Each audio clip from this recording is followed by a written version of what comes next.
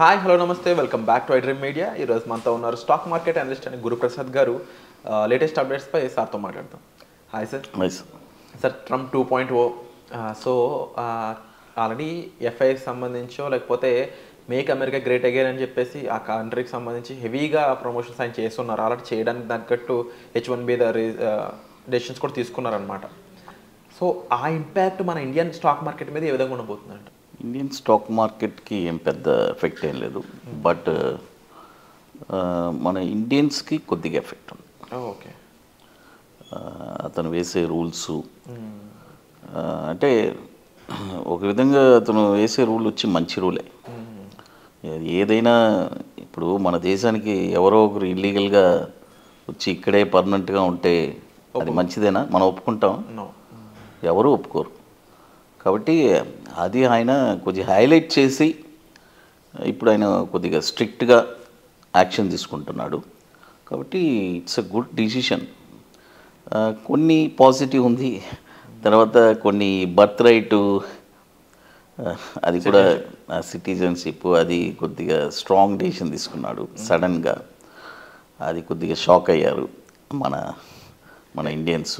అంటే H1s మీద చాలామంది వెళ్తూ ఉంటారు అక్కడ జాబ్ పర్పస్ మీద. H1 మీద వాళ్ళ స్పౌజ్ని కూడా తీసుకెళ్తారు H4 అనే వీసా మీద. అలా వెళ్ళిన వాళ్ళు అక్కడ పిల్లలు కన్నప్పుడు ఆ డిపెండెన్సీ మీద ముందు వాళ్ళు వీసా సంపాదించుకుంటారు, ఇంకా స్పీడ్గా సిటిజన్షిప్ సంపాదించుకుంటారు గ్రీన్ కార్డ్ మీద ఉన్న వాళ్ళైనా సరే. లేదు, అలా ఉన్నా కూడా అది వేరే విషయం.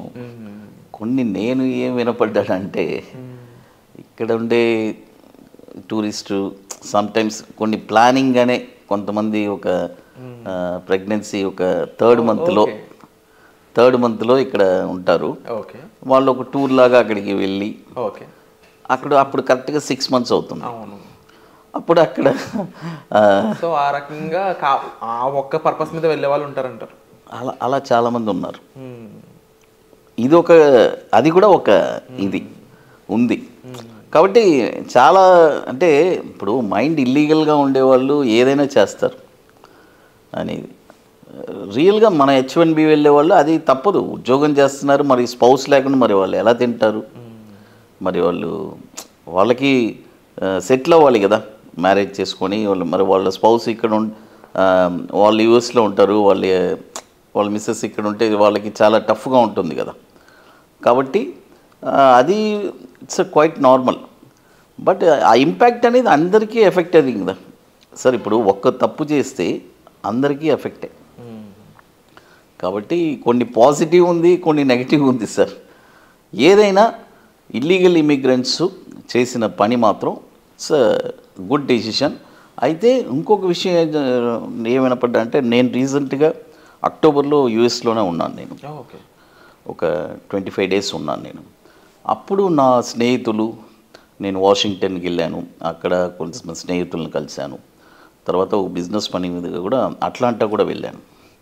వాళ్ళు చెప్పిన రీజన్ ఏంటంటే ట్రంప్ కానీ అప్పుడు ఎలక్షన్స్ జరగబోతుంది నెక్స్ట్. అప్పుడు వచ్చి ఏం చెప్పారంటే ట్రంప్ గారు వస్తే బిజినెస్ బాగుంటుంది. ఎందుకంటే అతను వచ్చి బేసిక్గా ఒక బిజినెస్ మ్యాన్, క్యాపిటలిస్టిక్ మైండ్తో ఉంటారండి, ప్రాఫిట్ లాస్.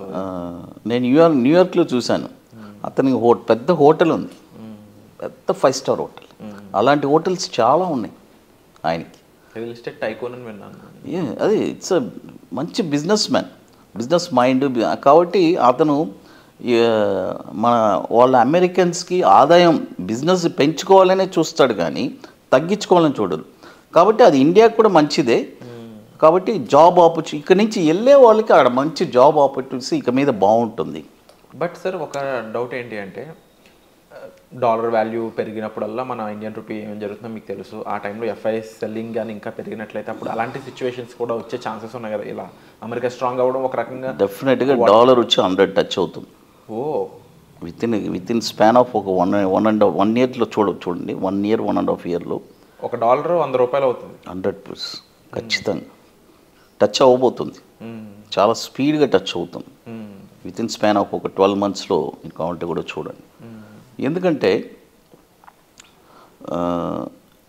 ఎప్పుడు మార్కెట్లో ఒక ట్రేడింగ్ అనేది వచ్చేస్తే సార్ చూడండి, ఇది కూడా గోల్డ్ కూడా చూడండి, ట్రేడింగు 2004లో, ఎందుకంటే ట్రేడింగ్ జరుగుతుంది, డాలర్ని బేస్ చేసి అందరూ ట్రేడింగ్ చేస్తున్నారు.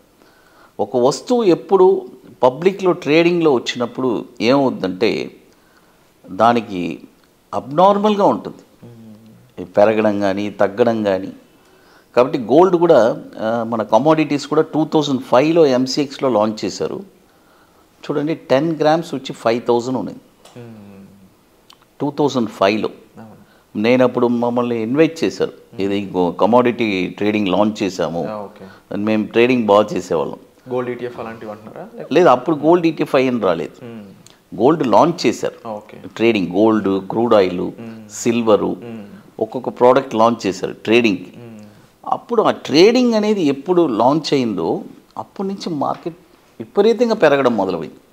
అందుకనే ఇప్పుడు ఈ డాలర్ వచ్చి ఇప్పుడు 100, ఎవరికి మన టెక్ ఎవరంతా సాఫ్ట్వేర్ లైన్లో ఉండేవాళ్ళు వాళ్ళకేం ప్రాబ్లం లేదు, వాళ్ళకి ఫండ్స్ ఫారిన్ నుంచి వస్తాయి కాబట్టి వేరే కొద్దిగా అనదర్ బిజినెస్ ఉంటుంది.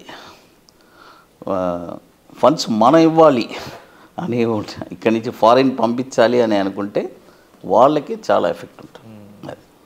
అండ్ సార్ ముఖ్యంగా చూసుకున్నట్లయితే ఇప్పుడు ట్రంప్ తీసుకున్న డెసిషన్స్ కానీ, లేకపోతే ట్రంప్ అనే పర్సన్ ఎప్పుడు చైనాకి ఆపోజిట్ అనుకునే వాళ్ళు, బట్ 20 years సైన్ చేసినప్పుడు అంత హెవీగా ఏమైతే చైనా మీద కానీ ఎవరి మీద రాలేదు.